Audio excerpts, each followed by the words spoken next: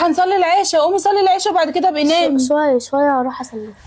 اه اكلت اكل كتير وكتم على نفسي، بس مش مهم، المهم ان انا اكلت. هنام لي بقى شوية وبعدين بقى اصلي العشاء.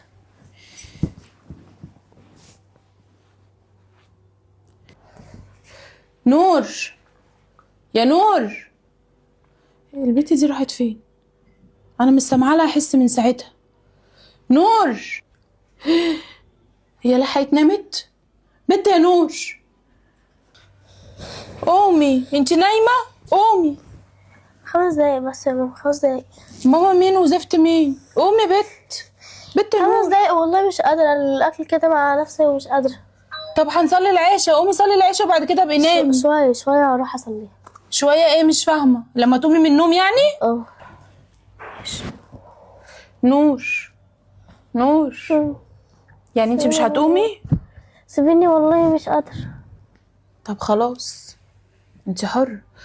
خلاص بقى ما تروحيش التمرين. تمرين ايه؟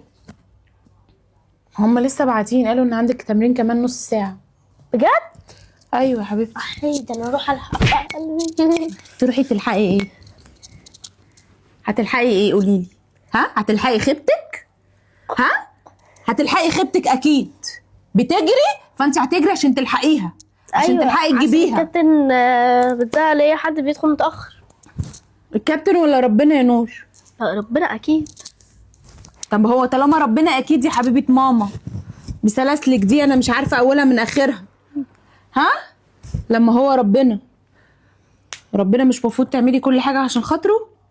ولا هو انت تعملي عشان تراضي الكابتن وتروحي جايه مش مرضيه ربنا بقى في اي وقت مش مهم، انما الكابتن دي حد قدامنا بيحرق دمنا فاحنا لازم نروح. ماشي يا ماما، هو كده ولا كده يعني بنصلي في اي وقت، والعشاء بالذات يعني عادي نأخر. لا هو مش بس ما عادي ينفعش نأخر. والله. لا يا حبيبتي مش عادي، مفيش حاجه اسمها كده.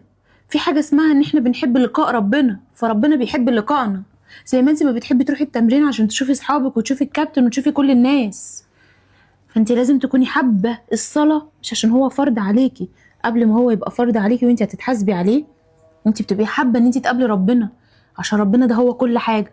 هو اللي في ايده الكابتن بتاعتك، وفي ايده النادي بتاعك، وفي ايده ان انت تنجحي، وفي ايده ان انت تفشلي، وفي ايده ان انت تبقي باهره في اللعبه بتاعتك.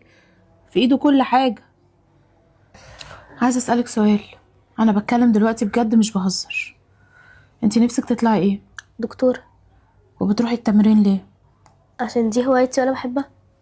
يعني نفسك توصلي ليه في حاجه معينه فيها، ولا عادي بتنزلي تلعبي وخلاص؟ لا، عايزه اوصل حاجه معينه فيها. طيب تمام، طالما انت عايزه توصلي وعايزه تعملي كل ده، مش تأدي الفرض اللي عليكي وبعد كده تشوفي الحاجه دي؟ انت تعرفي ان انت عن طريق فرضك ده وعن طريق ان انت بتحبي له ربنا وبتدعيه وبتعملي له كل حاجه ترضيه تقدري توصلي للي انت عايزاه؟ على فكره مش كل حاجه في الدنيا لا جمال ولا فلوس، ولا ان انت تتباهي ان انت واحده معروفه، ولا تتباهي ان انت بتلعبي حلو، ولا تتباهي بدراستك. قبل كل ده اخلاقك، واخلاقك مش هتتظبط غير بصلاتك.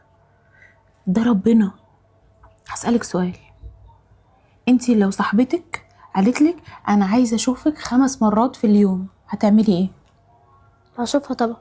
شفتي انت طبعا اللي صاحبتي. طالعه من قلبك دي، من قلبك. تخيلي دي صاحبتك عبده زيها زيك، لا ليها تفيدك ولا ليها تنفعك، ولا ليها ان هي تشيل ضر عنك، ولا ليها ان هي تحط لك حاجه تفرحك في قلبك. كله اسباب.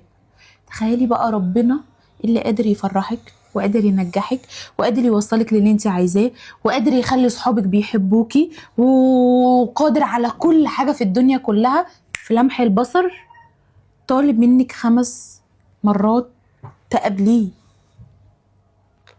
وده فرض عليكي. تقولي لي لما اصحى من النوم الاول ومجرد ما قلت لك عندك تمرين طلعتي تجري؟ على فكره قصرتي في صلاتك حياتك كلها هتبوظ، وانت حره بقى.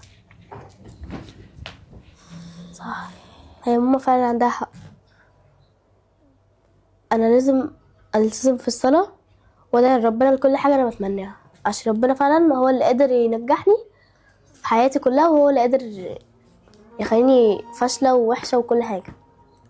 دلوقتي بقى انا هقوم واصلي العشاء، مش هسيب ولا فرض عليا.